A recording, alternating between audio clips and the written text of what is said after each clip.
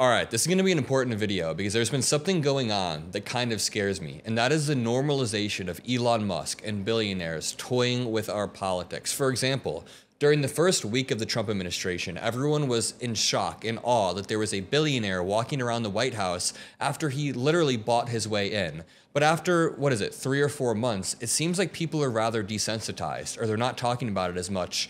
But I want to relentlessly talk about not only Elon Musk consolidating power, but then Elon Musk not paying the people he promised to pay after, bribing voters in swing states. But on top of all of that, this should be one of the biggest stories out right now, but there is a lack of coverage across all media sources. Elon Musk's regulatory troubles have begun to melt away in Trump's second term, meaning that there were over 40 different investigations into Elon Musk's companies like Starlink or Tesla or Neuralink to make sure that they were safe, to make sure the practices were up to the standards. And now all of those have paused or been slow walked or are just done because of the amount of power that Elon Musk has. So I want to talk about all of this and make sure that our foot is on their neck, metaphorically, of course, making sure that they're not just getting away with this shit, that Elon Musk isn't able to walk around the White House while nobody covers it. So I guess let's start from the big story, and then we can work over to Elon Musk getting sued, because I do want to jump in and not waste any time. So this says, the Trump administration has halted some regulatory matters involving Musk's companies and fired people from agencies investigating Tesla, SpaceX, and Neuralink. Now, I did a live stream on my Substack earlier. If you want to be a part of the Substack live streams, click the first link in the description.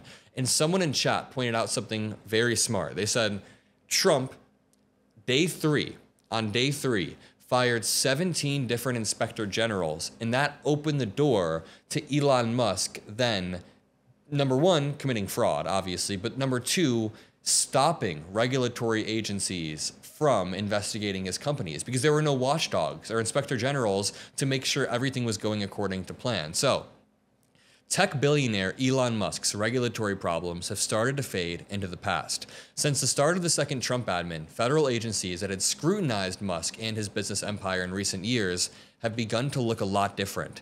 At the Department of Agriculture, for example, Trump fired the person who had been investigating the Musk company Neuralink.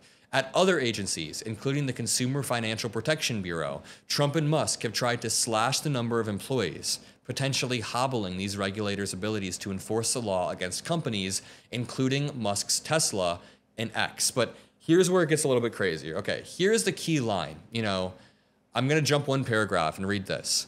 In more than 40 other federal agency matters, regulators have taken no public action on their investigations for several months, raising questions about whether those cases may have become dormant, likely due to Elon Musk's new power. In the past few months, Trump's Justice Department dropped a case against Musk's company SpaceX. The Labor Department canceled a planned civil rights review of Tesla, and another regulatory matter has just entered settlement talks with the National Labor Relations Board. John Michaels, a professor that teaches law at the University of California, said, "You're not just going against Elon Musk, you're going against Elon Musk, who's puppeteering large swaths of the federal government," referring to Musk's sweeping role as the White House advisor for the Department of Government Efficiency. And this is just peak corruption. This is corruption in the most raw form possible because Elon Musk bought Twitter, changed it to X, and leveraged that to spread disinformation. He then spread disinformation to allow Trump to consolidate power, and Elon Musk spent hundreds of millions of dollars on key swing states to make this happen because he knew that these billions of dollars that he's spending would be nothing compared to the return he gets after 40 plus investigations are paused. He probably saved hundreds of billions of dollars after these investigations were paused, so who cares that he spent $40 billion on Twitter? It's called ROI. He saw a return on investment. And unfortunately, it seems like it's working. Now, to move on to this main story of today, Elon Musk getting sued, taking a page out of Trump's playbook, and just not paying people that he promised to pay. Before I jump in, if you made it this far in the video, all of this is possible just because of you all, just because you guys click on these videos and watch these videos. So I do want to say thank you. And if you want to help boost this content about Elon Musk so we can push back, all that I ask is that you drop a like and double check to make sure that you're subscribed to the Mockler channel below. A lot of people aren't actually subscribed to the channel. It's free.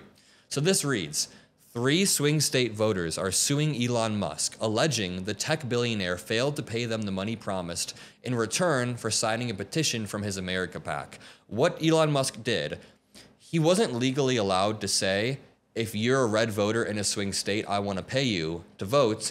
But what he was doing is surgically targeting red districts, red areas with Republican-leaning prompts. Like, it'll say, hey, are you a strong advocate of the Second Amendment and the right to bear arms and you don't want that taken away? Sign this petition.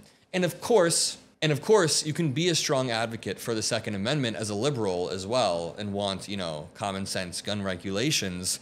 But mostly Republicans would sign this petition. They were promised $100. And after they sign the petition, it registers them to vote and incentivizes them to vote.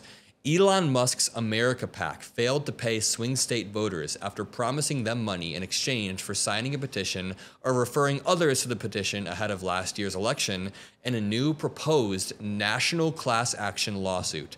The October before the election, you guys likely remember this. I was covering this relentlessly. A lot of networks were covering this relentlessly. The 3 plaintiffs allege that America PAC failed to fulfill its contract obligations by not paying them after they promised to pay swing state voters, essentially paying them off. I mean, here's me asking a Trump supporter about these exact bribes. Take a listen. Do you think George Soros is like a force behind the scenes controlling everything within the Democratic Party? Oh, he gives a lot of money to them, so what do you think? I mean, I don't have to think about that. Who's he giving money to? Do you think it's bad that a billionaire is controlling a party like that? In that respect, absolutely. His money is funneling to all these people that really don't deserve it.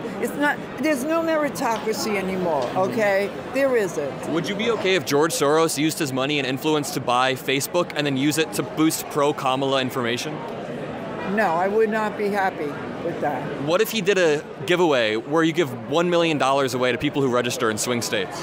Well, isn't that buying votes? Isn't that buying votes? Yeah. What do you think about Elon Musk? I think he's a great guy. Really? You like him? Yeah. You think it's okay that he's giving away $1 million to voters in Pennsylvania? He's not giving away millions. He's doing a giveaway. Wait. He's doing a giveaway. My bad. Kamala Harris, they give away money to go vote for her. Do they? Oh, come on. What is she talking about here? But you guys see the cognitive dissonance at play. They will endlessly trip over themselves to justify anything that Trump and Elon do, even if it's illegal. And the craziest part is, Elon didn't even pay out some of these things. Now, this was a different pledge. He had a few different schemes going. One of them was a few people get $1 million. They win $1 million. But then it came out, the people who won were already pre-selected by Elon.